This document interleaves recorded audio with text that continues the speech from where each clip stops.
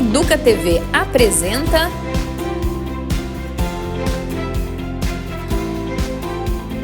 Vamos Conversar.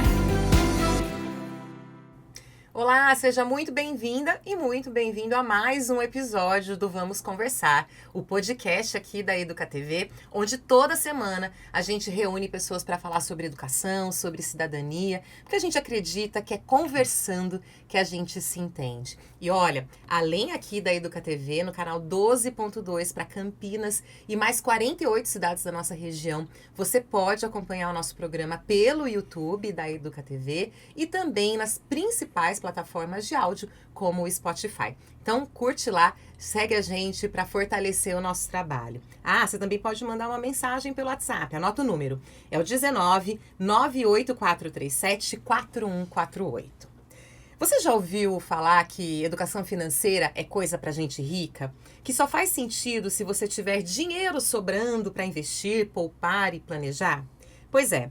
Essa ideia está por aí e a gente veio aqui conversar sobre isso justamente para questionar se isso é verdade ou não. No papo de hoje, a gente quer falar sobre dinheiro na vida real, na vida de quem vive de salário mínimo, de bico, do corre. A vida de quem nunca aprendeu a lidar com finanças, não porque não quis, mas porque na maioria das vezes não teve acesso. A educação financeira não pode ser um luxo. Ela precisa ser uma ferramenta de empoderamento, de autonomia e de transformação. Porque os laços históricos entre raça, classe e dinheiro ainda determinam, e muito, quem tem acesso a oportunidades, a crédito e a segurança. E a pergunta que fica: como falar de planejamento financeiro com quem mal consegue pagar as contas do mês? É possível? Faz sentido? É sobre isso que a gente vai conversar aqui hoje. E os nossos convidados são a Lúbia Bertassi, que é professora e formadora de educação financeira aqui na Secretaria Municipal de Educação. Muito bem-vinda, Lúbia. Ai, muito obrigada, Lilian. Então, hoje a gente vai conversar um pouquinho, né? Eu sou uma professora e aquela coisa que a gente escuta falar, né? Nossa, mas professor ganha pouco, então a educação financeira é importante para nós também. E, principalmente, eu trabalho com crianças pequenas, do 1º até o 9º ano. E educação financeira começou a ser conversada na minha escola desde os pequenininhos. Em casa eu tenho filhos e com eles também a gente conversa bastante sobre educação financeira. E eu tenho visto o quanto isso tem mudado a minha vida nos últimos anos. E esse processo que você disse, às vezes a gente não tem essa informação em casa, porque os nossos pais também não tiveram. E ter isso, então, essa oportunidade nas escolas, é uma forma da gente dar um pontapé inicial para falar sobre o dinheiro, que é um assunto tão sério e importante, que, na verdade, é um mundo que a gente está inserido. As trocas acontecem através do dinheiro. Então, é para todo mundo, sim. Muito bom. E também o Felipe Paziani, que é do Grupo de Economia nas Escolas, do Instituto de Economia da Unicamp. Bem-vindo. Obrigado, Lilian. Oi, Lúbia, tudo bem? Já conversamos bastante antes. Já sou amiga do Fê. Ah, que bom. Muito bom. Então, estamos todos entre amigos. Todos entre amigos, Seja sim. muito bem-vindo também. Muito obrigado. Olha só, eu já identifiquei vocês, a Lúbia também já começou a falar um pouquinho, mas eu quero que vocês falem um pouquinho da trajetória, como é que vocês se conectam com esse tema daqui hoje, e apresente aí um pouquinho sobre vocês. Fala um pouquinho pra gente, Felipe. Então, educação financeira sempre foi um tema muito importante para mim e para minha família no geral. Eu não vim de uma família com muitas condições e meu pai sempre me ensinou muito cedo a poupar, a guardar, e a noção de que a renda de verdade, a luxúria, a riqueza de verdade só vem quando você consegue conquistar aquela base, né? Você ter saúde, você ter educação, você ter segurança, e não a luxúria em si, né? Eu acho que para introduzir esse papo, na minha opinião, a primeira coisa que a gente tem que fazer é desconstruir esse conceito generalizado que tem hoje em dia de riqueza, né? Porque eu dou aula em escola pública estadual aqui de Campinas e é muito difícil você conversar sobre isso para as crianças entenderem o que é riqueza. Porque para eles riquezas é ter o carro do ano, é ter o celular novo, é ter o tênis novo, e não é bem assim, né? Isso pode até ser um indicativo de riqueza, mas eles estão querendo pular da etapa 2 para 50, né? Então, é um negócio que é muito complicado. Sim. E você precisa primeiro desmantelar essa noção de que riqueza está mais ligado ao bem material do que a segurança e o bem-estar seu e dos seus próximos, do que isso que eu acabei de citar, né? De bens materiais e compras, né? E é muito difícil você conversar isso porque é a noção e é a perspectiva que essas pessoas têm no dia a dia, né? Tem um rapper muito bom que chama Kendrick Lamar, que ele fala sobre, é possível uma flor florescer no escuro? É muito difícil, né? Aquela noção de que, como que vai surgir alguma coisa boa no ambiente que não vai te dar incentivo para isso? Então, a gente olha, tem que olhar como um aspecto mais amplo, né? Não só pro indivíduo que cometeu um erro financeiro, mas como que o Estado e a população no geral consegue fazer para mudar o sistema para conseguir fazer essas pessoas florescerem, né? Muito bem. E você, Lúbia? Bom, a educação financeira, eu digo que ela transformou minha vida, né? Ela vem para mim já em 2019, na pandemia. A pandemia, eu acho que foi um marco simbólico para muitas pessoas. E para mim foi muito grande, porque você mergulha no processo de se descobrir. E numa trilha eu fui encontrar uma amiga minha que tinha perdido o marido. E a gente foi fazer uma trilha juntas, já em 2020. E daí, então, ela estava bem. Eu imaginava que eu ia encontrar com ela sofrendo, triste, por conta de tudo que tinha acontecido. E eu encontrei com uma pessoa fortalecida. E ela falava sobre um termo chamado domine suas finanças. E eu não entendi. E ela cheia de sonhos, eu vou fazer essa trilha, depois eu vou fazer outra, e fazendo planos. E eu falei, nossa, mas como assim? Perder uma pessoa querida é um baque muito grande. E foi para ela. Ela estava triste com isso. Mas isso não afundou ela naquele desespero. Aquilo que às vezes as pessoas entram num buraco que não tem mais saída. Ela tinha algo, ela queria viver, ela tinha sonhos. E foi a primeira vez que eu associei dinheiro com a possibilidade de realização de sonhos. Porque até então o dinheiro era só uma questão de sobrevivência, né? Então eu venho de uma família muito simples, eu sou mineira, estava conversando com o Felipe um pouco antes, essa questão dos desejos e necessidades, como que a gente vai, todo ser humano ele tem necessidades que a gente chama de necessidades humanas, mas a forma como a gente satisfaz essas necessidades são diferentes.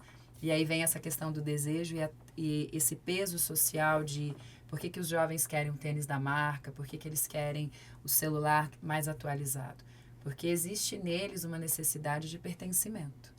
E às vezes, para você pertencer, você acaba associando que você precisa ter alguns bens materiais. E esses bens materiais, eles custam. E eles custam muito. Até então eu não tinha essa clareza, eu não pensava sobre a minha vida financeira, não pensava sobre dinheiro. Eu vivia no que a gente chama de sonambulismo financeiro, né? Então eu trabalhava, recebia meu salário, pagava minhas contas, eu era pagadora de boletos natural, que a grande maioria de nós né, gente? Exatamente. Pagador de boletos. Você vive, compra e a vida é assim. E quando eu vi ela fazendo planos, essa minha amiga, e projetando coisas futuras, eu nunca tinha parado para traçar planos muito claros, assim. Também em conversa com o Fê, eu estava explicando, falei assim, olha, às vezes a gente vive um sonho que é um sonho do outro, um sonho coletivo. Então foi embutido às vezes na gente a ideia de que a gente precisa de um carro, que a gente precisa ter uma casa própria, a gente precisa de algumas coisas, né? Para se sentir o quê? Amado, seguro, protegido, que são as nossas necessidades. Mas que casa eu preciso ter para ter essa segurança de ter uma casa que é própria? Eu preciso realmente comprar uma casa muito acima do meu padrão e me endividar por 35 anos. E aí sim eu ter que vender o meu tempo de trabalho e ficar quase que como uma escrava daquele financiamento onde eu não faço outra coisa que não trabalhar. E às vezes você perde outras coisas que são muito importantes. Que vem o conceito de riqueza que o Fê está falando. Qual é a minha verdadeira riqueza? Eu caí nisso. Então, eu tenho um financiamento de 35 anos na casa. Então, a época em que eu ainda não pensava sobre educação financeira, eu não tinha essa clareza. Então, eu só fiz. E aí eu tenho 3 filhos. E você vai vendo os filhos crescerem e você tendo que trabalhar 2 períodos. E você não vê eles crescendo e você não está presente. E as coisas vão indo. E aí o salário que não aumenta. E você acha que, meu Deus do céu, o que eu faço? Então, você vai se vendo numa roda, numa prisão. E quando você para pensar, tá, mas por que eu tomei essas decisões? Quem foi essa pessoa que decidiu por isso? Quem é a pessoa que, mesmo estando assim, com essas questões, né? O funcionário público tem muito isso, viu, gente? Acho que não sou só eu. Empréstimo consignado e coisa e tal. E aí, não, juros é mais baixo. Não, juros não é mais baixo. É mais baixo do que outras coisas, mas são juros e são juros altos. E o fato de você antecipar coisas gera em você um pagamento no futuro. A gente tem um autor chamado Eduardo Gianetti, ele Ele é educador, ele é filósofo, ele é economista, e ele trabalha muito esse conceito de trocas intertemporais, escolhas intertemporais. Quando você quer antecipar coisas que você quer usufruir, você vai pagar por isso depois. Ele fala, então, que você pode ter a função devedora ou a função credora. Então, na minha vida, eu escolhi por várias vezes a função devedora. Eu queria usufruir no momento de uma coisa boa, que era ter minha casa, que era ter meu carro. E, em nome disso, eu comprometi o meu futuro. Então, durante muitos anos, eu me vi tendo que trabalhar muitas horas a mais para conseguir dar conta de pagar por essas coisas, que naquele momento eu acreditava que me trariam felicidade, que eram necessárias para mim. Só que, na verdade, eu podia ter feito outras escolhas, mas me faltava educação financeira. Uma educação financeira que não me foi possível porque os meus pais não tiveram. Eles tiveram uma realidade muito diferente da minha. Eles não foram funcionário público, não foi ofertado esse crédito para eles calcularem e terem essa noção. Eles viviam muito assim, para sobreviver mesmo. Recebia o salário, gastava e para viver. Não tinha essa coisa de, vou comprar um carro. O primeiro carro do meu pai ele foi ter depois que eu estava aqui em São Paulo, já adulta, que ele comprou especificamente para poder vir para cá, visitar a filha e os netos e tudo mais. Então, com o passar do tempo, ao ter essa clareza da educação financeira, foi o estopim. A minha amiga traz esse conceito, eu começo a estudar, aí eu começo a descobrir que educação financeira é obrigatória nas escolas. Eu falo, oi? Como assim? É obrigatório? Eu tenho que dar educação financeira para os meus alunos? Eu não sei nem para mim. E aí você começa a descobrir nas coisas e tenha consciência de que falta para você. E se falta uma coisa, você não tem como ofertar. E aí eu começo o meu processo de estudar. Vou fazer uma especialização nessa área, voltada para uma educação financeira, entendendo o comportamento humano. Para além só de uma economia financeira, eu precisava entender o que me levava a não ter uma boa relação com esse dinheiro, que eu não aprendi. Aí eu faço um projeto na minha escola, de lá vai nascer um livro que depois a gente conversa um pouquinho mais sobre ele. Então, a educação financeira, ela tem moldado. Que tem alguns consignados, a casa ainda continua lá, mas com projeções de antecipar parcelas para que esse juros ele seja menor. Então, assim, o conhecimento ele é fundamental para que mesmo depois que você tenha feito escolhas que não foram tão boas, você possa fazer novas escolhas, de maneira que o seu presente ele não comprometa tanto mais o seu futuro, mas que pelo contrário, sabendo, né, e eu sei que eu vou viver muitos anos, né, gente, a gente tem nossa expectativa aí é 100 sempre anos, tá aumentando. sempre aumentando, e assim, eu quero deixar um presente para essa Lúbia do futuro, um presente onde eu consiga me bastar financeiramente, né, que eu possa me bastar e que o outro não tenha que carregar um fardo que eu deixei. Eu não quero deixar dívida, eu não quero ser um peso para as pessoas. Então, de que maneira eu posso pensar nas minhas escolhas de hoje para que essas coisas elas possam acontecer da forma como eu estou agora planejando e não só vivendo, né? Ô, Lúbia, eu acho ótimo isso que você trouxe, mas você trouxe muitos conceitos que eu quero que a gente olhe para cada um deles com um pouquinho mais de detalhes, né? Primeiro, assim, bem do início da nossa conversa mesmo, né? Sim. Porque a gente ainda tem a impressão, e ainda hoje eu acho que a gente fala muito mais em investimento, por exemplo, em educação financeira do que antigamente. Não tenho dúvida de que isso mudou muito e tem mudado. Mas ainda me parece que, de fato, é para uma classe social que não é a classe social do assalariado. E aí, como é que a gente faz? É a pergunta de R$1 milhão. Como é que a gente faz para essas pessoas que estão ali, literalmente, às vezes, vendendo almoço para pagar a janta, para começar a falar de educação financeira, para poder falar desse planejamento, né, de tomar decisões mais acertadas? Como é que a gente faz com essas pessoas? Quero ouvir de vocês. É muito difícil, né, conversar com essas pessoas, porque muitas vezes o planejamento financeiro, que nem você falou, a gente quer viver 100 anos, 200, 300, ver neto, bisneto. Só que muitas vezes as pessoas não têm essa projeção na vida delas, né? Elas estão vivendo agora e esperam por isso. Eles não pensam como que vai estar minha vida daqui a 10 anos, onde que eu quero estar trabalhando, o que eu quero estar fazendo na minha vida, eu quero ter casa, eu quero ter carro, o que eu vou fazer? E muitas vezes as pessoas não têm essas visões, né? E para mim é o fator principal. Você fazer essas pessoas enxergarem que tem um mundo além daquela realidade. Você conseguir conversar com elas e ela ouvir você, mesmo você sendo de um ambiente diferente dela, porque hoje eu estudo na Unicamp, mas eu cresci, nasci, morei minha vida inteira em Itaquera, na Zona Leste. Então eu sei como que é esse ambiente. Só que depois que você sai um pouco disso, você olha para trás, você tenta conversar com essas pessoas e você percebe que você também esteve lá também. E em algum momento a gente não entendia de educação financeira. Hoje a visão que eu tenho foi depois de estudar muito, depois de correr muito atrás, porque meus pais também não tinham muito. E como que a gente consegue fazer para mudar isso? Como que você ingressou na Unicamp? Foi pro vestibular. Pelo Vestibular vestibular, foi pelo vestibular mesmo. Sim, eu fui bolsista integral minha vida inteira, Aham. porque meus pais quiseram jogar todos os meus créditos na educação, né? Entendi. São pessoas que não conseguiram terminar a escola, tiveram que sair cedo para estudar, para trabalhar, né, na verdade. Trabalhar. Então, não conseguiram completar a educação, mas, de novo, é aquela questão da referência. Eles viam uma pessoa, pô, essa pessoa tá bem de vida. Fez o quê? Fez faculdade. Então, quando eu nasci, quando meu irmão nasceu, eles pensaram, pô, essas pessoas estudaram, estão ganhando bem, então eu vou apostar em educação. Meus pais não confiavam no ensino público por causa de falta de recursos, por N motivos, e eles começaram a me jogar em escola particular e vai tentando bolsa. E eu sempre tive facilidade com essas coisas, né? Então, eu acabei estudando minha vida inteira em escola particular, mas assim, de bairro, não eram grandes Sim. escolas. E realmente, hoje em dia, cada vez essa conversa, eu sinto que, apesar de ter mais pessoas ingressando nisso, eu sinto que cada vez mais se ingressa só pela classe alta, que nem a Lilian falou, né? Quando eu vou dar aula, eu não vejo as pessoas saberem o básico, básico. Você vai dar aula, você vai conversar o básico de juros. O que é juros? Não sei. O que é uma PA? Não sei. O que é uma PG? Juros simples e juros compostos? Não sabem. E como que você vai explicar a educação financeira mais avançada? O que é uma ação? O que é um derivativo? Qualquer outra coisa assim, se a pessoa não sabe o que é um cartão de crédito? O que é uma taxa de juros composta? O problema em se endividar. E assim, isso já rendeu muitas boas histórias, que é o grande motivo do porquê eu gosto da aula, né?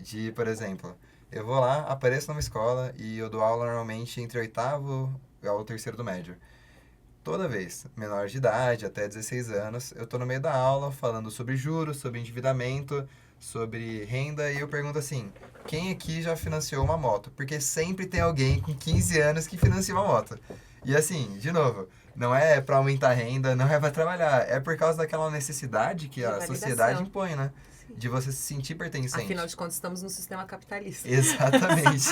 Então, como que você vai falar para esse moleque com um sorriso de orelha a orelha porque lançou uma moto? E para o que você está dizendo, para pessoas que de fato têm uma situação de vulnerabilidade que é difícil entender o sentido, às vezes, de coisas que são intangíveis, né? O tangível, obviamente, está ali, é mais fácil, né? É o que você estava falando do prazer imediato ali, né? Queria te ouvir também, Lu.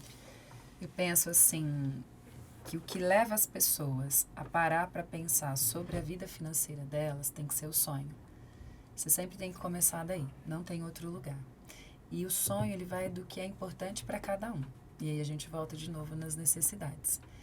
O que é importante para você? Então, para mim, Lúbia, quando o meu primeiro despertar financeiro aconteceu, antes de eu começar a buscar uma educação financeira mais sistematizada, lá no passado, foi quando eu estava vindo para Campinas e aconteceu um acidente na pista. E naquele momento, uma família inteira faleceu. E eu me vi nessa situação, vindo todos os dias trabalhar em Campinas. Eu tinha um filho só na época, que era o João. E eu pensava assim, e se tivesse sido eu? O que ia ser do meu filho? Aí eu pensava assim, nossa, ele ia ter que voltar para Minas. Meu marido não ia dar conta de criar ele sozinho.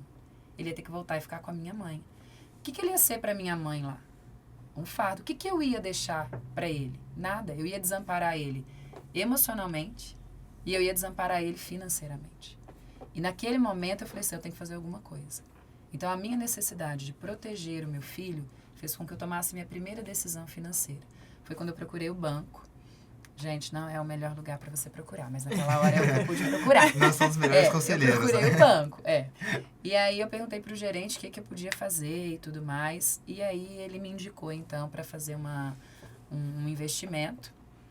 E aí eu fiz esse investimento, então eu pagava, né, lá todo mês e tudo mais. Era uma previdência privada para o meu filho. Olha que orientação desorientada que eu recebi, né? Tudo bem, fazer uma previdência para o meu filho.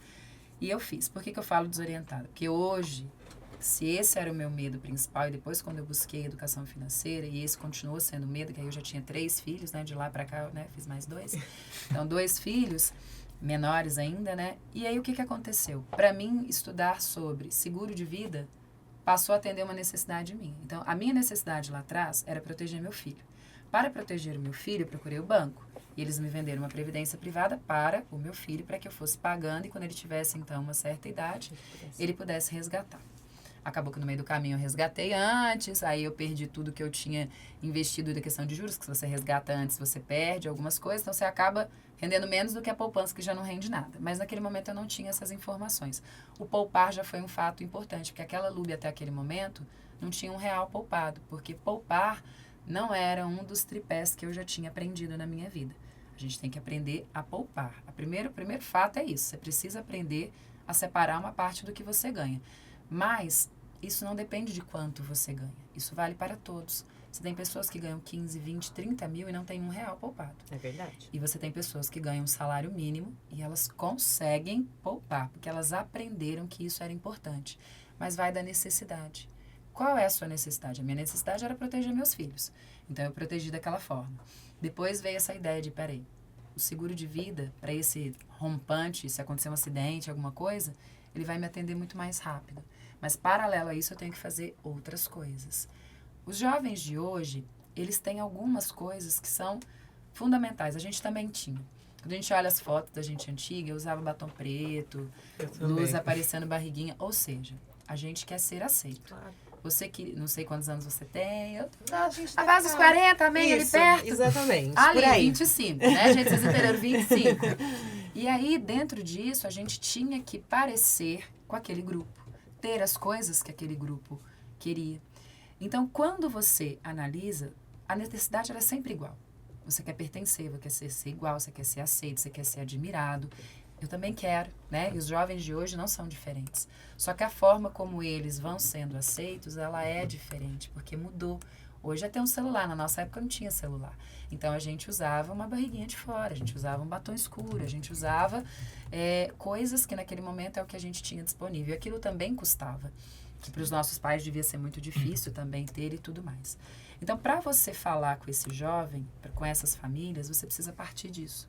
Na nossa escola, para começar a falar de educação financeira, com o perfil que a gente tem, eu trabalho numa periferia, pessoas... Que bairro é? É São José. São José, e perdão, qual é a faixa etária mesmo que você falou? Os meus alunos, naquela época, era do 2º ano do ensino fundamental. Tá. E hoje?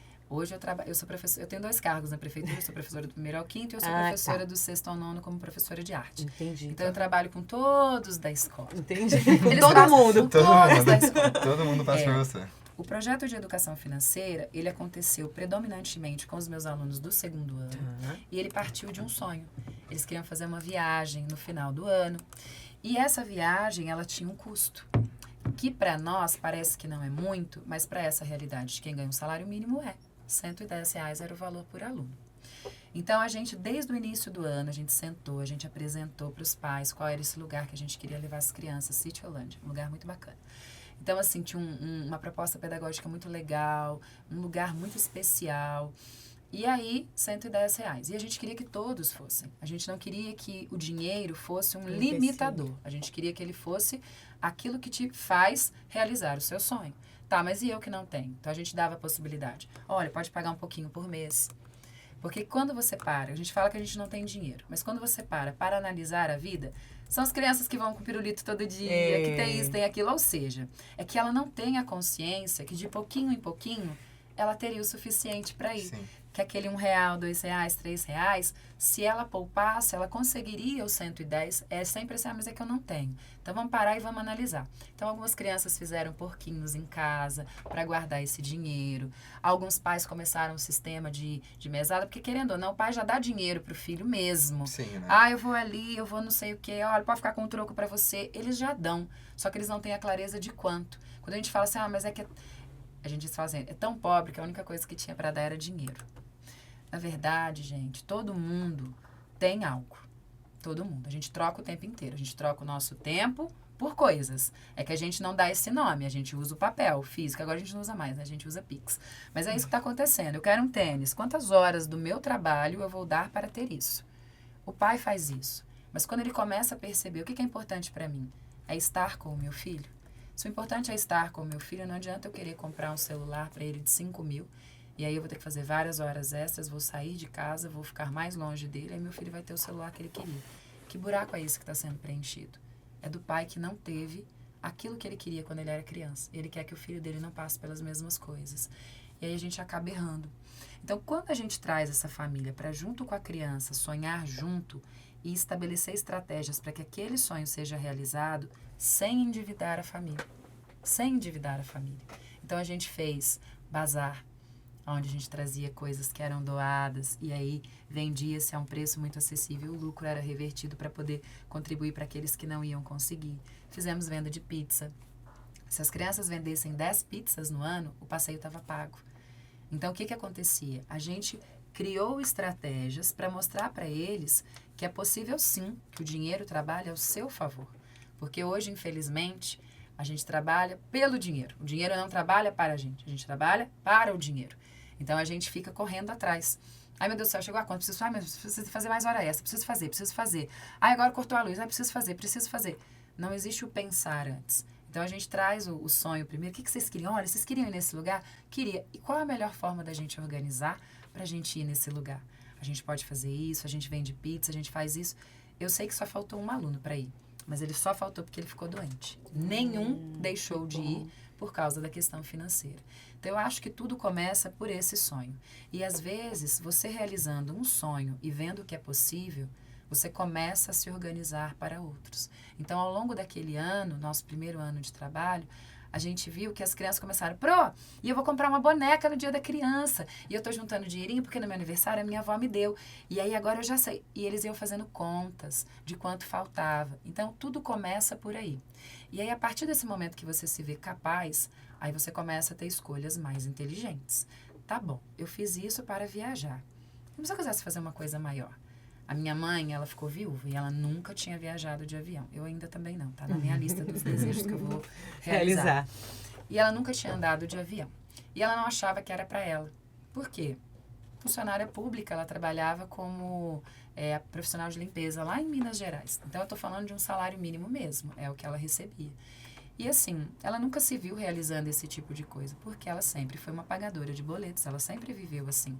E o meu pai era quem tomava conta da finança. Então, ele pegava o dinheiro, ele que pagava as coisas. Ela não senha de banco, não, minha mãe era da época que recebia dinheiro na mão mesmo, né? Te pagava. E depois que era no banco, era o meu pai que tomava essa iniciativa de ir, fazer os pagamentos e tudo. Quando ele faleceu, ela se viu na condição de ter que gerir a própria vida financeira e tomar consciência. Então, durante um tempo, ela se perdeu, as contas, e era sempre assim, eu tenho que pagar. E sempre pagando adiantado, porque ela tinha medo de não pagar e acontecer alguma coisa. E aí, à medida que eu fui aprendendo educação financeira e eu fui levando para ela, falei, olha, mãe, vamos criar uma conta. E nessa conta, porque minha mãe tinha medo de banco, sabe aquela coisa que... E o banco fazia isso mesmo, né? Você recebia conta salário não é para ter nenhuma cobrança. Porém, quando eles fazem você assinar as coisas, eles te oferecem pacotes. E aí você depois descobre que se você deixar o dinheiro lá, você vai ter menos quando você buscar, porque o pacote que você usou não cobrou a taxa. E para ela era assim, nossa, meu dinheiro não pode ficar no banco. Se eu deixar, vai sumir. E aí eu falei, não, mãe, a gente vai abrir uma conta só para isso. Então, só de taxa, ela descobriu que no final das contas ela pagava 50 e poucos reais todo mês de coisas que ela nem usava. Cheque, não usava aquelas coisas, limite de cartão que ela também não tinha. Então, tudo isso ela foi percebendo e ela começou. 50 reais que ela não estava mais pagando, eram os 50 reais que ela estava juntando. E aí ela se viu muito capaz, e aí ela foi juntando mais. Eu sei que há 2 anos atrás ela fez a primeira viagem dela de avião e esse ano passado ela fez a segunda. Que legal. E ela foi com as amigas. Então, assim, é possível para ela. É possível para as minhas crianças, é possível para mim. Eu realizei no meio desse caminho, gente, mulher, né? Sou vaidosa também. Tive 3 filhos, aquela coisinha, né, gente? Peitinho da gente não é a mesma coisa, né? Desculpe as palavras. Mas esse era o meu sonho. Esse era o meu grande sonho. Eu queria mudar fisicamente, eu queria colocar silicone, mas de verdade eu nunca tinha ido atrás de preço. Nunca precifiquei, porque eu colocava que era algo muito caro e não me pertencia. Era algo de artista, né? Essas coisas não é pra mim, né? Como é que eu vou fazer uma coisa dessa? E quando eu fui a primeira vez e eu tive a noção, eu tive um valor. Aí eu passei a ter um norte. Preciso de 25 mil reais. Depois que você começa a poupar para isso, aí vem aparecendo as oportunidades. Tem um livro que chama O Homem Mais Rico da Babilônia. Livros mudam vida, gente. Mudam mesmo. E O Homem Mais Rico da Babilônia, ele abriu os meus olhos, assim, porque eu me via como os personagens da história. Eles estão, num belo dia, eles têm consciência de que, gente, que miséria é essa que eu vivo? E aí um começa a questionar o outro, era eu e uma amiga, né? A gente estava vivendo esse processo junto, a gente se questionando. Gente, mas o que é isso? Eu não sei quanto que eu ganho. Olha que loucura. Eu já tinha 37 anos e eu não tinha noção de quanto eu recebia. Porque uma coisa é qual é o meu salário e quanto efetivamente eu recebo. Porque tem os descontos, tem todos os consignados, tem uma série de coisas. E a gente não tem essa clareza. Quanto realmente eu ganho? Para onde esse dinheiro vai? Por que no final das contas está sempre zerada? Eu nunca fui uma pessoa que gastou mais do que eu tinha. Mas eu nunca fiz sobrar. Eu gastava até terminar. Eu nunca passava, nunca peguei... Até pelo meu pai ter uma experiência ruim com banco e tudo mais, eu vivi o movimento oposto. Eu não queria que aquilo acontecesse comigo. Eu não queria que as pessoas me ligassem para me cobrar. Eu não queria que o banco me impedisse de ter conta. Eu não queria que acontecesse nada disso. Então, eu sempre fui uma pagadora de boletos religiosamente. Em compensação, também não sobrava nada. Ficava sempre empatado, que é a realidade de grande parte das pessoas. Elas não devem, mas elas também não realizam sonhos. Elas só vivem o dia a dia. E isso é viver uma miséria. Que é o conceito que ele estava falando da riqueza. O que é ser rico? Ser rico, a riqueza que a gente está falando aqui, não é ter uma conta bancária enorme, mas é ter qualidade de vida. Porque às vezes você tem pessoas que ganham muito dinheiro, mas a custo de quê? Então, eu tenho alguns casos de médicos que ganham 50, 60, 70 mil reais por mês. Mas eles não passam tempo nenhum com a família. E por não passar tempo com a família, eles se sentem mal. E aí eles precisam compensar. Então, eles querem gastar com coisas muito caras. E aí eles precisam trabalhar mais para pagar aquele conforto que ele está oferecendo para a família. Só que a família, às vezes, tem uma outra necessidade, que é a presença da pessoa. Então, você precisa trazer primeiro essa clareza. O que importa para mim? Qual é o meu sonho? Eu quero ver meus filhos crescerem? Então, no meio desse caminho, eu sempre trabalhei 2 períodos. Nesses 2 últimos anos, eu consegui reduzir minha carga horária. Eu ainda continuo com os 2 cargos. Eu tenho uma meta, que é tirar um cargo plenamente. Nesse momento ainda não é possível dentro da minha organização financeira. Eu estou trabalhando para que isso seja possível. Mas hoje eu tomo decisões mais conscientes que não me afastem desse objetivo, que é estar mais perto da minha família. Então, eu não vou trocar de carro, pegar um carro ultra, mega potente agora para esses híbridos e tudo mais. Porque é uma oportunidade. Se não for para mim, eu não quero nada que me aprisione. Eu não quero mais parcelas de coisas que vão tomar mais o meu tempo. Porque o tempo dos meus filhos comigo está passando. Sim. Eles vão ficar mais velhos. Eu tenho um de 25 anos que já está indo embora. Mas eu tenho 2 ainda, um de 9 e um de 11, que estão comigo e eu quero estar com eles. Eu não quero, depois que eles já estiverem grandes, olhar e falar, nossa, devia ter trabalhado menos. Não. Então, eu preciso ter um tempo de qualidade com a minha família. E, para isso, eu não quero, por exemplo, ter que me preocupar com que celulares vão ganhar. Então, assim, os meus filhos usam celulares que eram nossos celulares antigos, que ficaram para eles de vez em quando jogarem joguinhos. Eu jamais pensaria em ficar comprando celulares caros para os meus filhos nesse momento, porque eu sei que isso me aprisionaria mais ainda. Porque para comprar aquele celular de 5 mil reais, iPhone 12, 13, 14, 15, 16, 17 mil, e nunca vai ter fim, porque cada vez eles vão atualizando mais, eu vou viver escravo disso. Vou viver escravo de um carro, que eu quero um carro novo a cada dia, de uma blusinha nova que eu quero a cada dia. Não, eu quero essas coisas também, mas desde que elas estejam dentro daquele orçamento que não vai me comprometer em tempo, porque a minha prioridade hoje é o tempo. Então, a gente precisa ver quais são as nossas prioridades. E quando você vai chegar para falar com qualquer pessoa sobre educação financeira, você não tem que trazer de imediato esses conceitos de, você precisa economizar, você precisa... Ela tem que ter uma razão para que eu vou economizar? O que eu ganho com isso? Todo mundo funciona assim. O que eu ganho com isso no sentido de, o que de bom isso vai trazer para mim?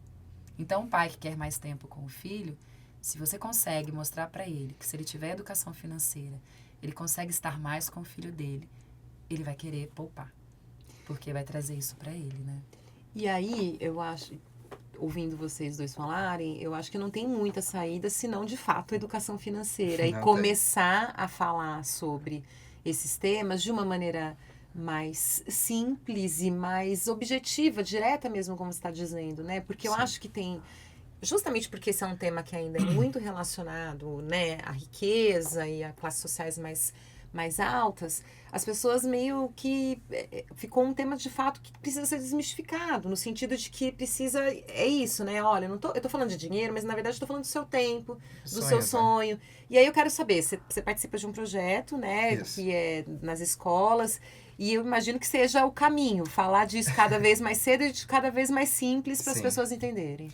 É muito do que a Lubia falou, é sobre você projetar sonhos, né? Sobre você conversar e entender o que essa pessoa vai querer pro futuro dela. Sobre, por exemplo, o salário, que a Lubia também citou. Hoje em dia, quando a gente olha e pensa, pô, não sei o que, eu ganho R$2.000. Só que quando você compara o seu salário, pô, eu ganho R$2.000 com coisa do dia a dia, não, sei lá, esse tênis aqui é 200, é só 10% do meu salário. Só que você não pensa o quanto que esses R$200 são do seu trabalho, do seu tempo, da sua vida. O modelo que os Estados Unidos normalmente usa para contrato, eu acho que faz muito mais sentido nessa ótica. Porque quando você olha, você vai ganhar R$30 por hora, fica muito mais claro. Quando você pensa assim, pô, eu vou comprar isso aqui, mas isso aqui são 15 horas que eu perdi da minha vida trabalhando. Para pagar Será isso. que eu vou querer gastar isso aqui? Será que eu vou querer gastar um mês do meu trabalho para comprar um celular novo? 2 meses? Isso, assim, nas menores coisas, quando você percebe que você está gastando tanto dinheiro, assim, com coisa que, na verdade, é o seu tempo... Porque quando você olha assim, eu ganho tantos por ano, ganho tanto por mês, é um valor que parece grande, né? Só que quando você vai dividindo ali, pô, minha hora vale isso aqui. Um dia de trabalho meu, eu vou querer gastar um dia meu, que eu ralei, que me matei ali trabalhando para conseguir comprar isso aqui, será que vale a pena? Esse é um passo, né? Na maioria das vezes eu percebo que não. E aí acabo fechando a mão. Mas o meio é esse mesmo, né? Falar cada vez mais cedo. Cada vez mais cedo. Porque tem 2 pontos, né? Assim, é muito difícil realmente chegar e falar assim, pô, você precisa guardar, sendo que a pessoa ganha R$1.500 por mês. É muito difícil. Tem pessoas, tem condições que não dá mesmo. Tanto que as análises feitas no Brasil dizem que para a pessoa ter uma vida com uma condição boa, você precisa ganhar pelo menos 7 mil. Conseguir ter um que é rico. lazerzinho. É uma pessoa que tem o básico, né? Consegue fazer uma viagemzinha de vez em quando, consegue pagar um aluguelzinho. Tem um dinheiro para um lazer. Tem o dinheiro para o lazer, é isso, R$7.000. Aí você coloca quase 4, 5 vezes a menos a mais do que o salário mínimo, é muito difícil você conversar sobre essas coisas. Mas o que importa é você educar desde cedo, né? Você chegar para conversar com a criança nos termos dela. Porque o que eu vejo muito é a pessoa que é muito técnica. A pessoa tem muito conhecimento, estudou a vida inteira, fez pós, PhD, doutorado no exterior, mas chega lá e não consegue falar a língua da pessoa. Não consegue se comunicar. Não consegue. Eu acho que a barreira de linguagem é um dos principais problemas hoje quando a gente fala sobre educação financeira. Porque quando você chega para uma criança, para um moleque lá no 8º ano e fala Selic, não tem ideia do que é, nunca vou aprender isso, não faz sentido para mim, tipo, nada com nada, sabe? E você precisa desmistificar essas coisas para falar dos termos do dia a dia, né? E usar números também. Eu acho muito importante você usar números. Porque é muito fácil você falar assim, não, você tenta guardar aí. Mas quando você faz exercício, eu sempre gosto de fazer isso com os alunos, pelo menos. Você faz exercício, vamos pegar isso aqui, eu quero que você coloque todos os seus gastos. Todos. Quanto você ganha? Tanto. Converse com seus pais sobre. Faz isso com seus pais quando chega em casa. Quanto você ganha? Quando você coloca na ponta do papel cada gasto, você percebe que tem gastos que você nem precisava tanto e tem coisas que você está deixando de lado que você poderia estar juntando. E você toma consciência, né? Porque consciência. Eu acho que tem uma questão, de fato a gente vive num país, né, de uma diferença social, que não é uma diferença, né? É um abismo social muito grande e realmente muita gente não vai ter nem o suficiente para pagar as contas, quanto mais para poupar. Porém, eu fico pensando que se a gente tivesse essa consciência, essa educação financeira desde cedo, se em algum momento da vida a pessoa tiver alguma oportunidade, ela vai entender que aquilo é uma oportunidade. Porque é meio automático, né? A gente trabalha para pagar. Então, quando eu estava aqui preparando esse episódio para conversar com vocês, eu fiquei... Essa palavra, eu nunca tinha feito por mais óbvia que seja, eu não tinha feito essa relação entre empoderamento mesmo. É de fato você Sim. ter poder sobre, né, as suas decisões. Pra seguir seus Tudo sonhos. bem, claro que é difícil, a gente sabe, mas se você tem consciência de tudo isso, é mais fácil de organizar e de tentar, né, de Com alguma certeza. forma, conseguir aproveitar alguma oportunidade. E realmente, as pessoas não sabem o que é juros. Às vezes, acham que o cartão de crédito, né, vai lá e vai comprando no cartão. É Aí dinheiro de graça. tem mais um cartão de crédito porque o outro estourou, né? Então, e a gente, no Brasil, é um dos países mais endividados, né? Eu já ouvi algumas notícias sobre isso. Sim, sim. E é muito complicado. Pra mim, são esses dois pilares, né? A educação, pilar base, mas a educação financeira pra essa pessoa ter essa noção de que é preciso guardar um dinheiro, porque é normal, as pessoas ficam doentes, acontece um acidente, você precisa ter uma reserva para dar segurança para você e para os outros. Um negócio que é muito comum nas escolas que eu dou é a pessoa ter um carinho enorme pela mãe porque foi só a mãe que criou. Fala assim, sua mãe vai ficar doente. Você não vai ter nem um pouquinho guardado para tentar ajudar ela, para comprar um remédio. Ah, a geladeira queimou, sua mãe não tem dinheiro para comprar uma geladeira. Você não vai querer ter um dinheiro guardado para conseguir ajudar ela? Então, e é muito... É assim, são coisas que pegam no fundo da alma deles, que eles percebem, pô, não é só por mim que eu tô fazendo isso. Sim. É pelas pessoas ao redor também. Esse é o primeiro pilar pra mim. O outro é a educação como fuga desse sistema, né? Porque eu enxergo, pelo menos, que foi a minha realidade, a educação é a única coisa que faz você conseguir sair da classe E pra classe D, e da classe D pra classe C, e da C pra B, e assim em diante, né? Você nunca vai conseguir melhorar no seu trabalho, se desenvolver, aumentar a sua renda se você não se dedica e estuda para aquilo. Então, no final, é um grande o porquê que você está estudando, porque no final as pessoas não têm mais esse incentivo a estudar, né?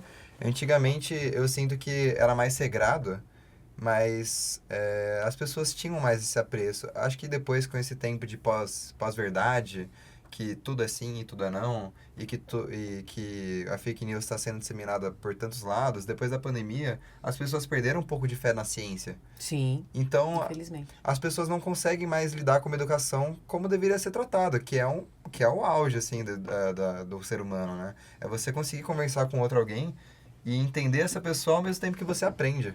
E isso está sendo deixado de lado, porque não é mais a cultura. A cultura hoje em dia é o quê? É você consumir. É você olhar o MC que veio do mesmo lugar que você e o que ele mostra? Ele mostra carrão, ele mostra ostentação. E precisa de modelos, né? E como a educação não é mais o modelo, é a teoria do estado ausente. O que sobra? São os líderes locais, das comunidades, são os MCs que vieram do mesmo lugar, são pessoas relacionadas desse tipo. Mas, querendo ou não, é o jeito. O que você tem que fazer é a educação financeira e a educação, pessoas sempre trabalhando duro e tentando estudar para melhorar no seu próprio cargo, no seu próprio salário, para conseguir ter mais tranquilidade, ter mais folga, conseguir ajudar a si mesmo e ajudar os próximos, né?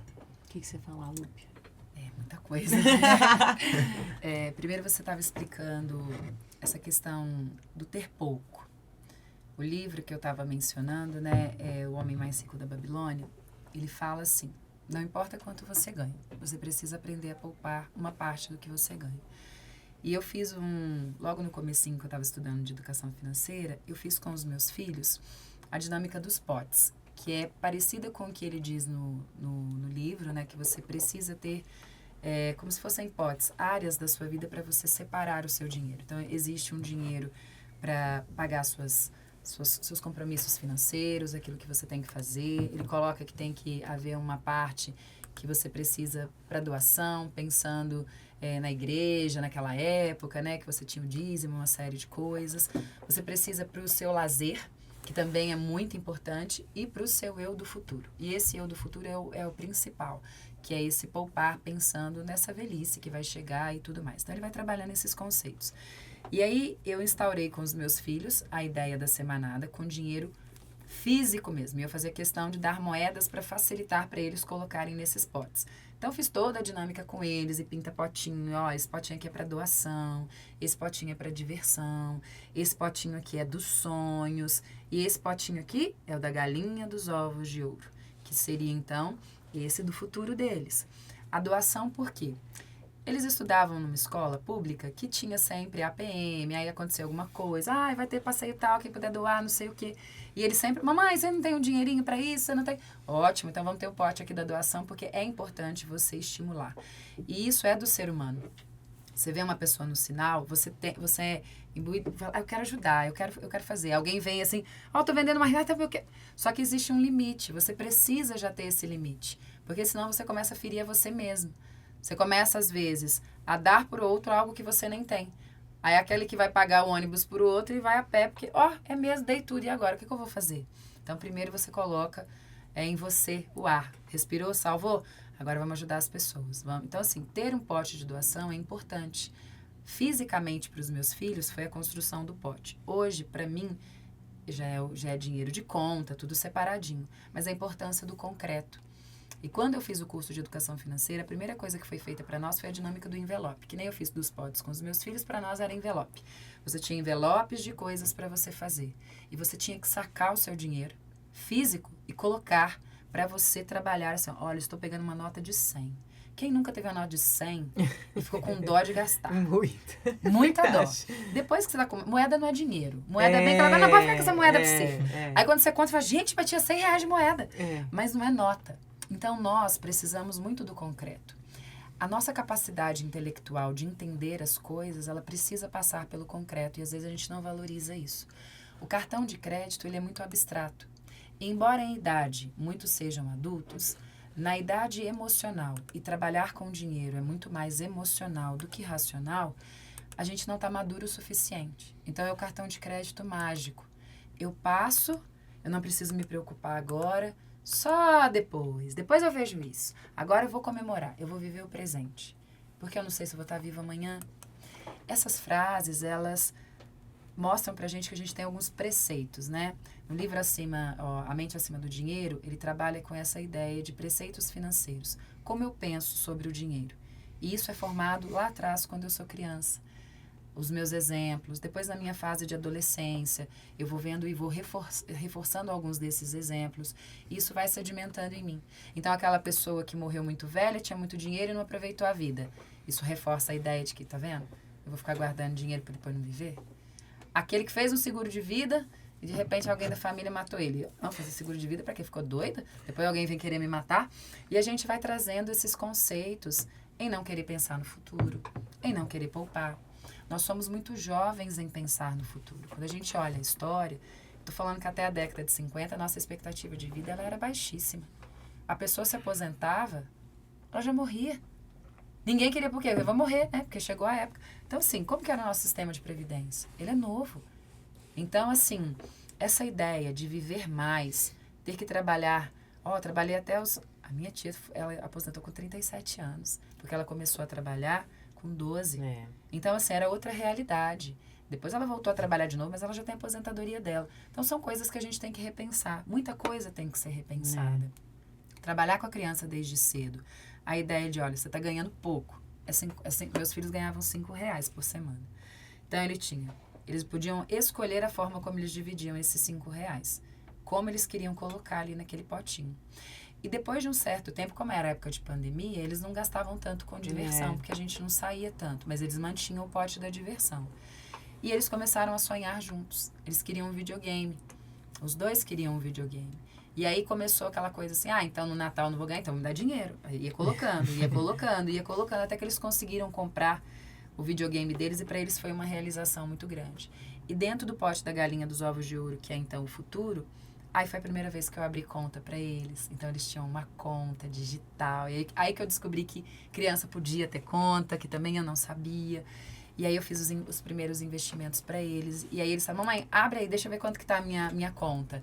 E aí eles vão olhando, tem um pouco mais. Eu não coloquei, mas agora o dinheiro tá trabalhando para mim, né? E os juros estão me mostrando. Ao fazer para eles, eu fazia para mim também. E eu ia vendo, nossa, não é que é mesmo? Eu coloquei 50, agora eu tenho 51. Aí você começa a ver na prática, isso é juro composto? E aí você começa a se perceber investidora. Nossa, eu tô investindo. Ai, que bonito isso, né? Eu pensava que era uma coisa só pra gente rica. Não, hoje você tem títulos públicos que você pode começar a investir com menos de R$5. Então, assim, é muito mais um preconceito que nós temos de que não é para nós. E o não é para nós é porque há pouco tempo é para nós. Dos anos 2000 para cá que se abriu uma série de coisas. Os títulos públicos, eles passaram a ser acessíveis para nós numa história muito recente. Realmente, era só grandes investidores que podiam fazer isso. Então, realmente, tudo que a gente está vivenciando agora é muito novo. E aí vem a questão dos professores, né? Então, além de mãe, eu sou professora. E quando chega para nós na escola de que a educação financeira ela é algo obrigatório e quem vai dar isso sou eu, para a prefeitura ainda não chegou, mas para o Estado já. Então, alunos do ensino médio já tem 2 anos que já estão trabalhando mais sistematicamente, depois se ampliou a partir do 9º ano e esse ano, do 6º em diante, você já teria essa disciplina de educação financeira. Só que assim, como esses profissionais que vão dar essa disciplina foram preparados? Não tivemos isso na faculdade. Muitos de nós não teve isso enquanto formação de pessoa. Quando você olha o número de pessoas endividadas na sociedade, a gente está falando mais de 60%. E dentre esse número não é diferente para os professores. Quando você está numa sala de professores, você vê a quantidade de professores que dobram. Você vê uma quantidade de professores que dobram e dobram porque precisam, por conta da questão financeira, dos empréstimos consignados, uma série de coisas. E a gente se sente meio que uma fraude, falando de uma coisa que a gente não domina. Então, trabalhar a ideia de educação financeira, entendendo como comportamento e entendendo que nós não estamos errados no sentido assim, eu não tenho um defeito. Não é porque eu não sou inteligente que eu não sei lidar com o dinheiro. É que não me foi oportunizado pensar sobre isso. E quando a gente vê a história do outro, às vezes é mais fácil a gente entender a nossa própria. Quanto mais você vai para o processo de educação financeira, mais você tem a percepção que é muito autoconhecimento. Você se conhece, você vê aquilo que é importante para você, o que te move, e aí por que as suas decisões vão nesse sentido. Aí você é convidado a olhar para trás, como que as pessoas que tomavam as decisões, elas agiam. Será que você está fazendo o mesmo? Será que você está indo para o oposto? Às vezes seu pai era muito seguro, não queria deixar você gastar com nada, e hoje você quer, ninguém mais me controla, eu vou gastar mesmo. Ou se o oposto, né? Sua família era toda maluca, gastava como se não houvesse amanhã, e hoje você fala, não, nossa senhora, passei muita dificuldade, isso não vai acontecer nunca mais comigo.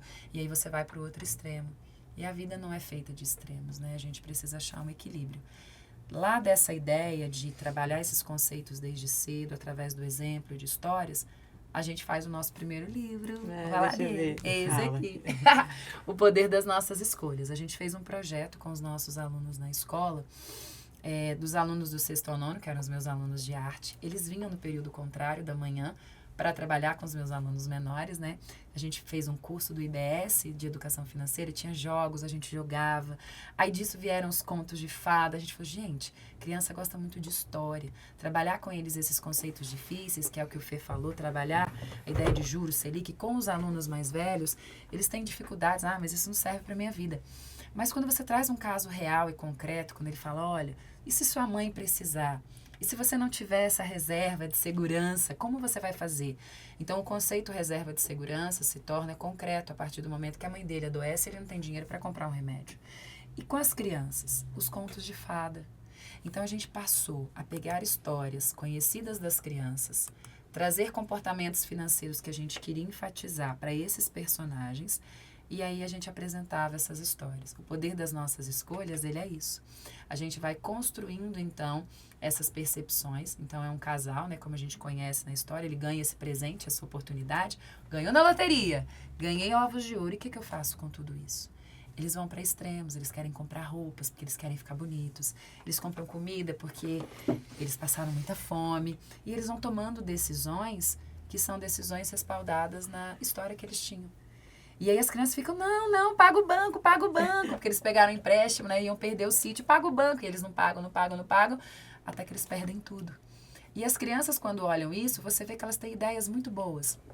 Ai, por que eles não pegaram dinheiro? Porque o livro ele tem um pouco depois no final para as crianças interagirem. O que eles poderiam ter feito diferente? E se eles ganhassem o ovo agora de novo, com essa experiência que eles tiveram, que decisões eles poderiam tomar? Até porque a gente não quer trazer essa ideia de certo e errado. A gente toma a decisão que a gente toma sempre buscando o melhor. As pessoas não fazem coisas ruins, elas não tomam decisões porque elas são pessoas más. Ah, eu vou lá e eu quero comprar aquela moto porque... Não. Existe sempre um porquê. E se a gente estivesse na mesma situação que aquela pessoa, com a mesma experiência que ela tem, a gente tomaria a mesma decisão. Então, o que precisa mudar? O que precisa mudar é esse rol de coisas para ela ter acesso. Quando você traz educação financeira, quando você tem um jovem indo e falando, olha, não precisa ser só assim. Eu venci de outro jeito. Hoje eu estou na faculdade, faço as minhas coisas, estou podendo vir aqui falar com vocês, porque eu vi que quando eu entrei na faculdade, meu mundo se abriu. As possibilidades se abriram para mim. Eu, como professora, eu também não tinha reserva nenhuma, não tinha R$1, não tinha nada. E hoje, eu tenho a minha reserva. Hoje eu me sinto muito mais segura se acontecer alguma coisa comigo. Eu posso continuar pegando meu carro e ali morrer, mas uma parte de mim vai morrer em paz, no sentido de, tá tudo bem, os meus filhos vão estar bem. Podem ter o sofrimento emocional que eles tiverem que ter, mas eles não vão precisar passar por essa situação que para mim era uma situação muito complicada. E isso me traz paz. Cada um precisa procurar o que está faltando para você. Às vezes você, como profissional, trabalha tanto, sofre tanto, e você precisa de um tempo para cuidar da sua saúde, da sua alimentação. Às vezes a gente olha assim, nossa, quanto que eu pedi de comida essa semana? Putz, gastei R$100. Eu tô falando que eu não tenho dinheiro para pagar uma academia. E a academia é R$100. Numa semana eu comprei isso de lanche. Então, assim, não é uma questão de falta de dinheiro. É uma questão de pensar sobre isso e ampliar o repertório de pessoas. A internet, ela ajudou muito nesse sentido. Hoje a gente tem muito mais acesso. Eu acompanho um canal chamado Primo Pobre. Acho que grande parte das pessoas que estão ouvindo talvez já o conheçam. Ele é muito bacana. E ele fala especificamente para esse público, que é o público de pessoas que têm um salário mais baixo e querem sair dessa condição. Então, ele traz dicas bem pontuais. Olha, você ganha um salário? Vamos fazer desse jeito. Porque a gente, às vezes, não para pensar. É aquela coisa, mas por que eu tenho internet? Por que eu não uso Wi-Fi? Por que eu estou pagando esse plano X ao invés de Y? Não, eu só queria pegar esse gancho que você disse, que a gente estava falando de educação financeira, de poupar, mas que tem um outro lado que a gente até mencionou, você mencionou, na verdade, na história da sua mãe, que também faz parte da educação financeira, você conseguir reivindicar os seus direitos. Que é isso, você saber que você tem direito a ter uma conta sem taxa, uma conta salário, a renegociar uma dívida, né? Então, quando a gente está falando de educação financeira, tem isso também, né? Porque muitas vezes as pessoas não sabem nem quais são os seus direitos. Nossa, Não é? Isso faz parte desse processo de educação. nossa, me lembrou de uma história engraçada que eu dei aula em escolas, mas eu também já dei aula para cabo, soldado, para aluno indígena na Unicamp. E teve uma aula que eu fui dar para ingressantes indígenas que, assim, eles recebem auxílio da Unicamp, né? A Unicamp é uma das poucas faculdades que tem bastante... Foi uma da primeira vestibular indígena, foi uma das primeiras. Se não a primeira, na foi primeira, uma das sim. primeiras. Mas não só o vestibular indígena, mas depois o incentivo ao estudo. Porque as pessoas vêm de lá, não tem condição de se manter aqui. Sim. Primeiro porque lá as coisas são muito mais baratas. Segundo que a pessoa tá largando tudo para vir para cá, né? Sim. E aí, eu, com a minha cabeça ignorante, tava dando aula lá, conversando, dando maneiras de que elas poderiam reivindicar o dinheiro, ou maneiras de economizar um pouco mais, dando recomendações locais de onde comprar X, de onde comprar Y, que eu citei, assim, viagem de avião, que, pô, é mais caro, né? Porque eles têm que voltar pro final do ano para ver a família, alguns têm filhos, e as pessoas são assim, o mais caro é viagem de avião. E eu fui conversando, assim, no papo com um que ele falou assim, é que é muito difícil, eu compro agora, eu vou semana que vem. Quando ele falou isso que eu me toquei, que eles faziam a viagem de avião, tipo assim, uma semana, 2 antes de viajar. Sem se planejar. Porque não sabiam Que que se comprasse antecipado. era um mais absurdo. barato. Quando eu falei pra ele assim, mas sabe que se você comprar antes, sai muito mais barato. Ele, sério? Eu peguei o salário junto com ele, fomos olhar. A mesma viagem saía R$4.000 mais barato. E assim, são coisas tão básicas que é o puro conhecimento mesmo, né? É muito triste você ter... na verdade, o noção. conhecimento empodera as pessoas, né? Sim, exatamente isso. A desinformação, nesse livro A Mente Acima do Dinheiro, ele fala de um termo vergonha, que a vergonha ela é um aprisionamento. Às vezes a pessoa, ela acha que ela é burra por ser ignorante. Aquela coisa assim, mas eu não vou falar para ninguém que eu não sei. Como que eu vou pedir ajuda? Se eu pedir, as pessoas vão saber. Quantas pessoas estão enroladas no cartão de crédito e elas não falam? E ao não falar, elas vão se enrolar mais ainda. Porque poderia falar assim, olha, vou fazer o seguinte, e se você pega um consignado e quita? Vai ser mais é outra dívida, mas é uma dívida mais barata. O cartão de crédito é assim. E vem as questões de políticas públicas também. E já existe uma lei que existe um máximo que você pode cobrar de taxa de juros por uso de cartão. Os bancos, eles têm um limite. Só que o Brasil, isso ainda não é respeitado, tá? Não. É muitíssimo mais alto. Então, sabe, o máximo é 100%. Não, é 600, 800, 900. Eles vão muito além disso. Então, as nossas taxas de juros, elas são altíssimas. Absurdo. E as pessoas, às vezes, elas se enrolam tanto, vira uma bola de neve, e aí ela não quer olhar mais. Ela joga sujeira assim para debaixo. Não, vou fingir que isso aqui não existe. Aí eu abro outra coisa aqui, eu vou fazendo aqui, até o dia que não dá mais. Quando uma conta é bloqueada, quando ela recebe algum bem, caiu, aí vai lá e pega todo o dinheiro dela e fala, não, agora eu preciso olhar para isso. Mas isso, às vezes, já é muito tarde. As pessoas têm vergonha de ir atrás dessas perguntas, porque elas não... Mas aí eu vou ter que me expor. Por isso que a história do outro é mais fácil. Porque quando você... um amigo meu tá passando por uma situação assim, o que você teria para falar? E aí, nesses cursos que são mais práticos, que você faz assim, gente, vamos lá. Tá com a dívida tanto, quanto que é? A taxa de juros é X. Isso, porque às vezes assim, cai muito pouco. Você fala assim, qual a taxa que você paga? Ela nem sabe a taxa que ela contratou. Mas aí quando ela pega lá o contrato e ela vê, 4%. 4% ao mês. Agora o banco está te oferecendo 3%. Mas 1% nem vale nada. Aí quando você ensina a calcular o juro composto, ela fala, nossa senhora, R$1.000 de diferença aqui, o que é isso? Aí você fala, tá vendo? Vale a pena renegociar. E hoje em dia tem a portabilidade, porque às vezes a pessoa fica com medo de chegar no gerente e falar um não. Não, mas eu não vou poder fazer isso por você. Então tá bom, tô saindo. Quando eu fiz isso a primeira vez, nossa, eu tremia pelo telefone. Ai, meu Deus do céu, e se eles falarem que não vão querer? Se eles falarem que não quer, você sai, Lube, é só isso. Mas é só isso depois que você fez, Claro. porque enquanto você tá fazendo, não é só isso. Implica você falar assim, nossa, mas eles já me emprestaram. Aí você vai naquela, mas eles já me emprestaram dinheiro e agora eu ainda vou... Não, peraí, meu filho, você já pagou. O que você pagou de juros já está mais do que pago essa conta que você fez. Tá devendo nada pra ninguém, não. Não tem nada, não precisa ficar com essa vergonha. O banco não é o bonzinho que tá te emprestando dinheiro, né? Não. É uma das coisas principais que eu falo em aula, inclusive, é isso. Porque as pessoas têm essa noção, tipo, de pegar emprestado, o banco tá te fazendo um favor. Não é. Não. É a fonte principal de produto. dinheiro deles, né? E O caso da isso- Nubank é engraçado, porque o mais recente, assim, crédito a roda. Foi soltando crédito, até que endividou 500 mil de pessoas, né? Então, 500 mil, falei como exagero, estando baixo ainda. Claro. Sim. Muito mais que isso. Sim. E o pior, é gente que pega empréstimo pra fazer o quê? Pra apostar em bet.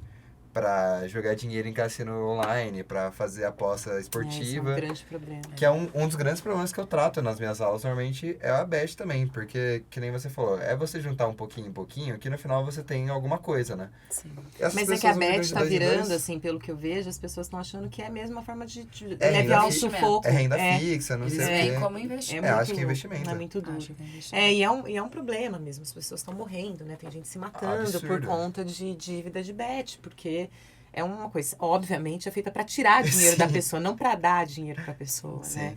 E a gente tem toda essa questão de não ter educação financeira, de não ter consciência. E eu vejo um problema enorme, assim, quando eu vejo alguém fazendo propaganda de bet, e normalmente são pessoas milionárias que não precisam fazer, e me revolta, assim, porque virou uma febre, uma doença no Brasil. E né? pessoas que vendem, fecham um contrato com bets com taxa de prejuízo. Pois- Tipo, a exatamente. pessoa fecha um contrato que se a pessoa usa o seu cupom perder dinheiro, ela ganha. É um absurdo. E isso é um absurdo, né? É descomunal.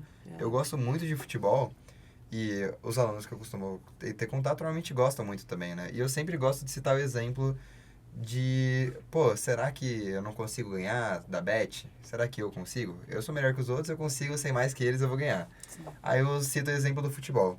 Eu pego a tabela do Brasileirão de 2013 e eu mostro os patrocínios de cada time. Parmalat, Eletrobras, tananã, Banco Inter, tananã. É uma variedade. São indústrias, são setores, são bancos.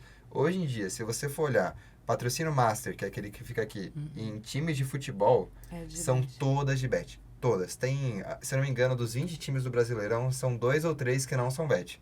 Por quê? Porque eles ganham muito dinheiro. Claro. Muito dinheiro e as outras empresas não conseguem cobrir, né? Fora a reprimarização do Brasil, que também E o pior é outro que, tema. justamente por conta de tudo isso, é que acho que não vai mudar. Acho que a gente vai ter que conviver com as bets.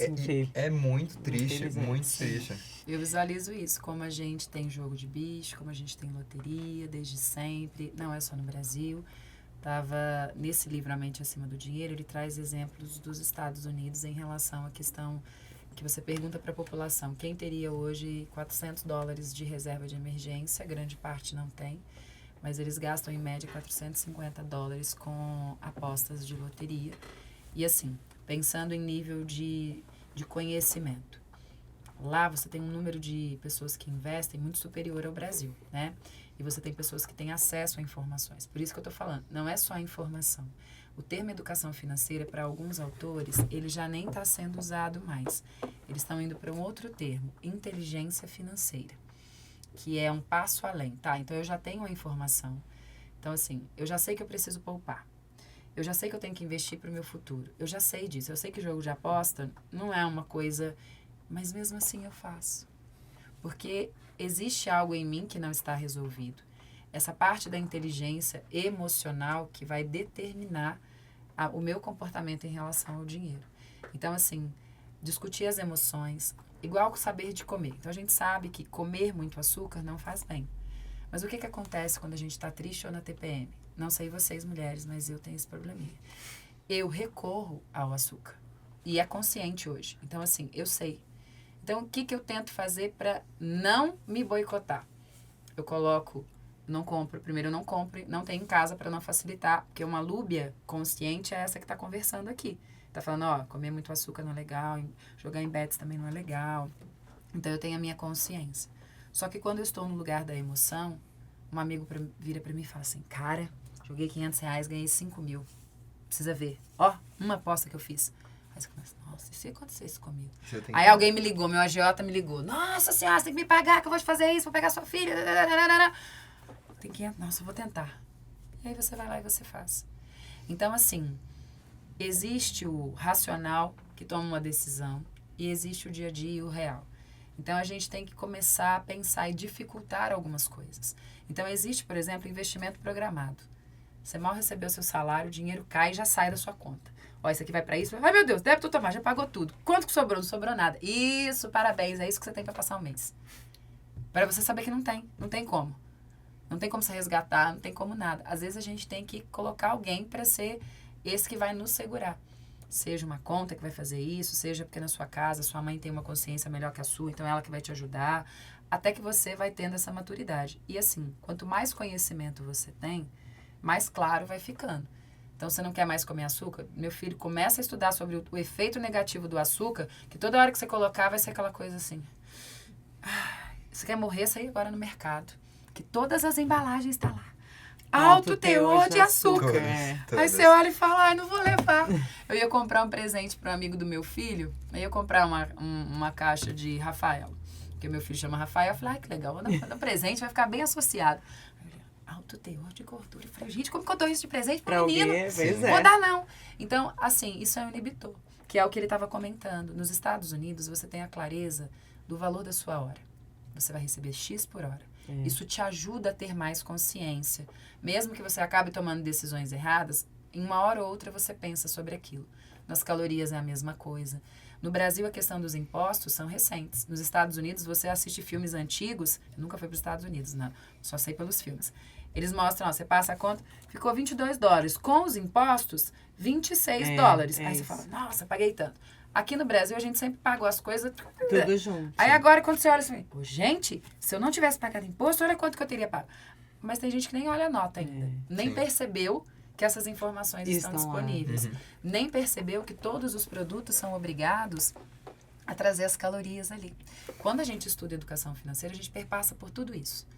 O poder da propaganda em levar você a tomar decisões, a organização do mercado.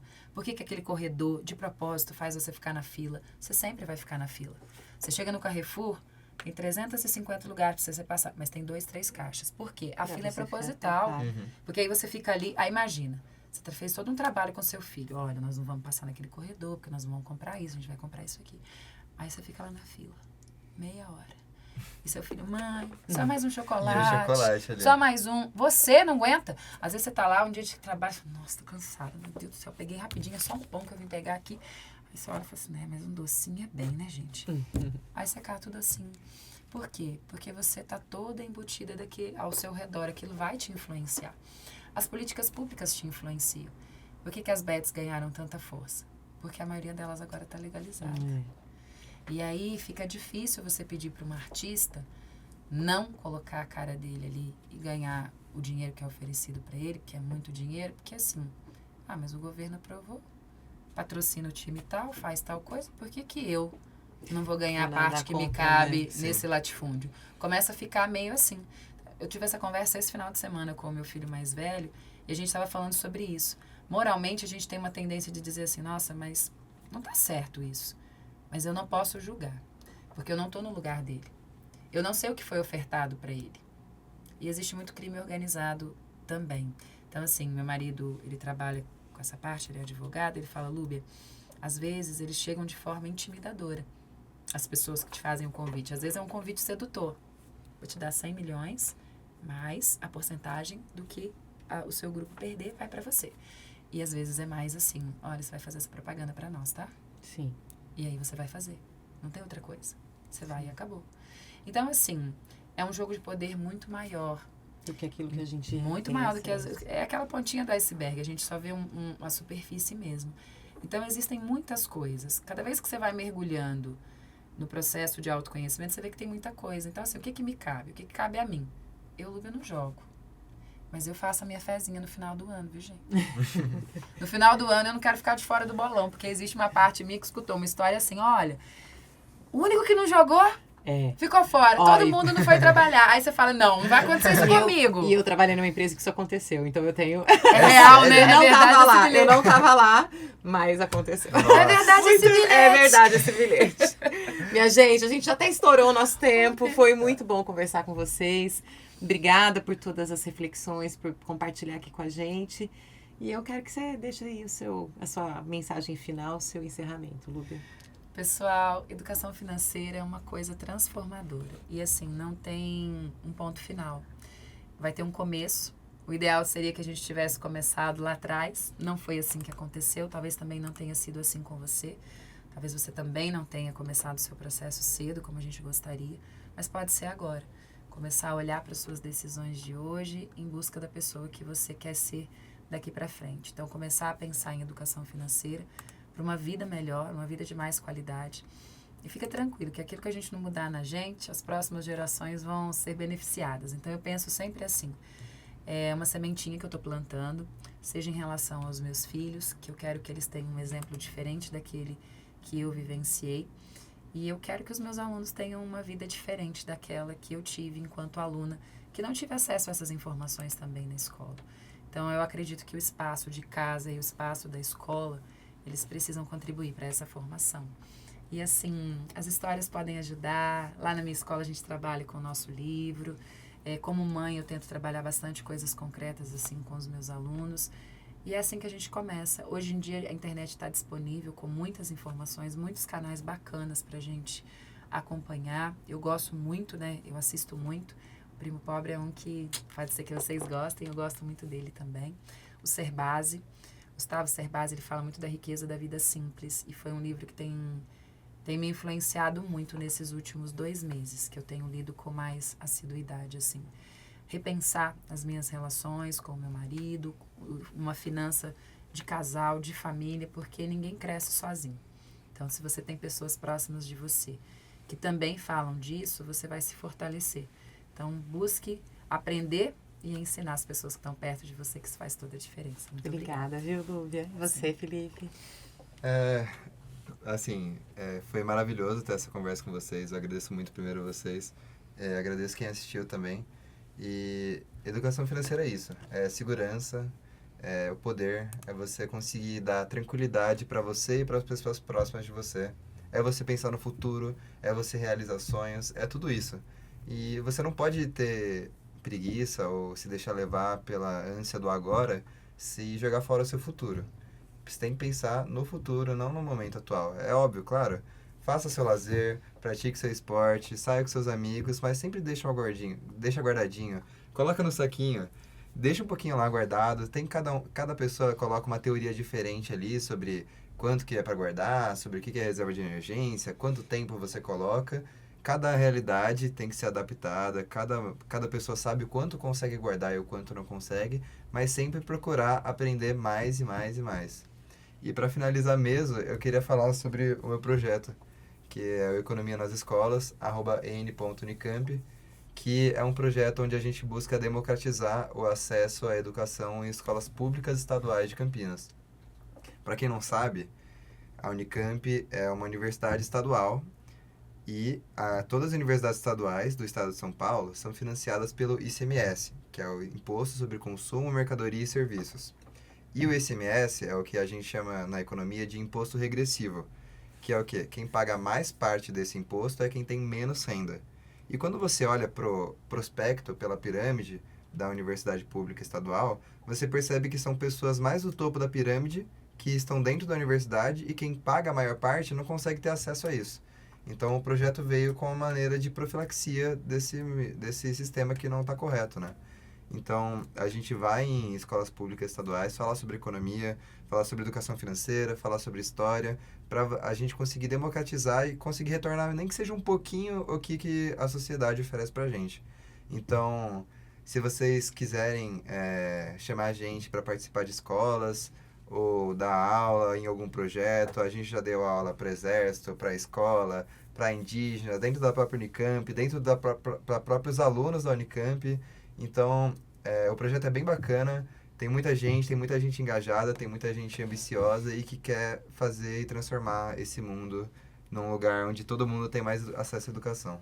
Obrigada, Felipe. Obrigado, Vivi. E esse foi o nosso Vamos Conversar de hoje. Na semana que vem a gente volta com mais um tema para a gente aprender junto, para a gente conversar, porque a gente acredita que é conversando que a gente se entende. Eu sou a Lilian de Souza e a gente se encontra na semana que vem. Até mais.